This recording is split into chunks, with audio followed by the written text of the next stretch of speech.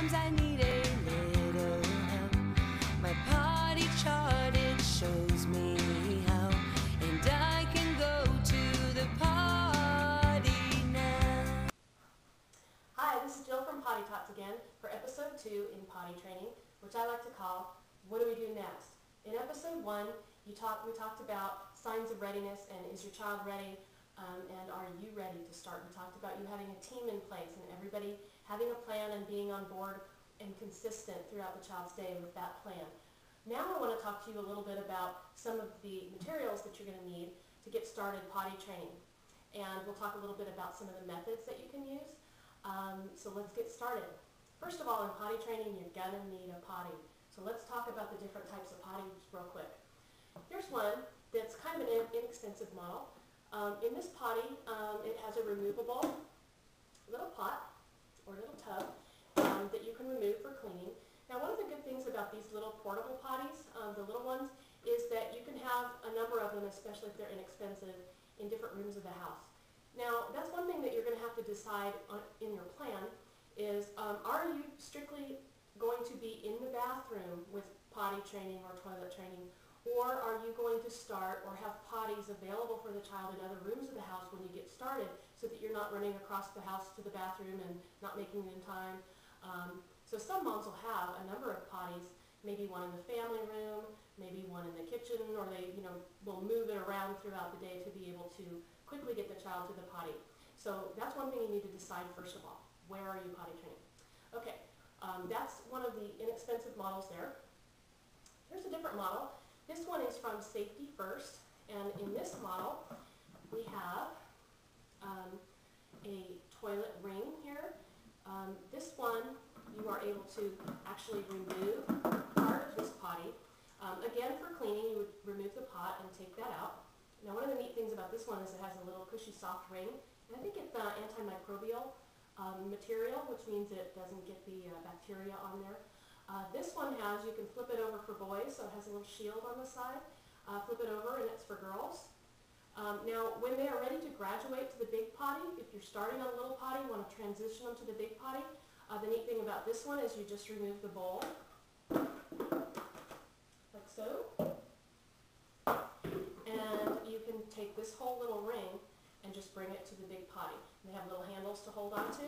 So that's one of the things I like about that. This one also, there's a number of models out there like this too that have the lid is able to hold a child to stand on it as a step stool, because as you know, children might need a little step stool to reach the potty or even reach up to the sink to wash their hands, or later on you can keep it to brush teeth.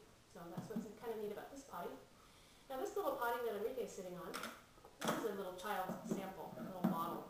But some of the potties are this style where they're all in one piece of plastic, so you would have to wash it out this way.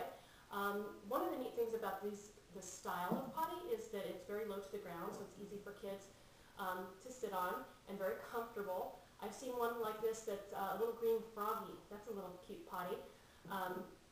Speaking of little cute potties, there are also a number of different cute models out there. There's one called I believe it's called the Jack Potty, and it's a little slot machine. So those of you that are fans of Las Vegas, it's a little slot machine that you will pull down on the lever, pretending to flush, and it makes some little lights and bells and whistles and sounds go off. There's also some that are little thrones, so your little prince or princess can make some music sitting on their throne. So those are cute too. This one here is a Fisher-Price. I like this one. This is probably the most realistic looking potty. This one, it actually looks like the real tank.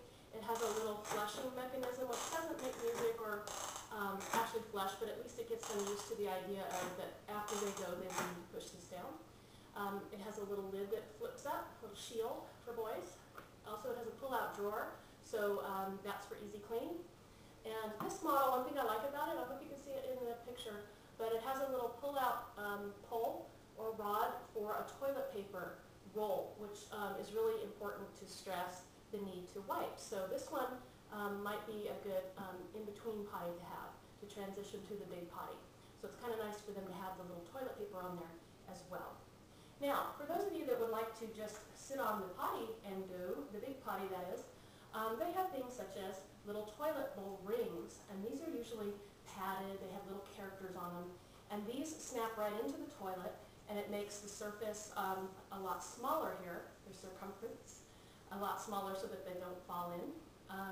They also have one thing that I just saw the other day that's new, is manufacturers are making toilet seat lids, actual lids that have the child potty seat fold down and back up just like the lid does, just like the two lids do. So it's like a third lid that comes down so that it's a child potty with the circumference again, so the child doesn't fall through. So for convenience, you would just flip that one up and down instead of having to take one of these out. So that's new on the market. Now, if you're potty training boys, I also suggest that you have a head-to-toe rain poncho. Just kidding. One more thing that you do need, though, for sure, are these little puddle pads or mattress pads, bed liners, whatever you want to call them.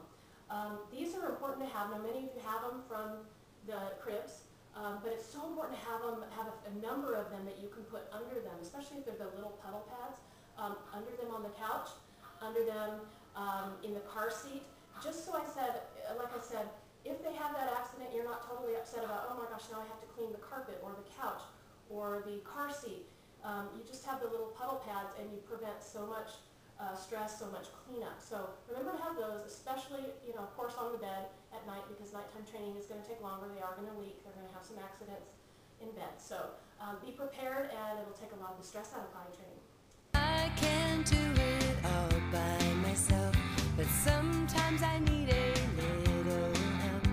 My potty chart, it shows me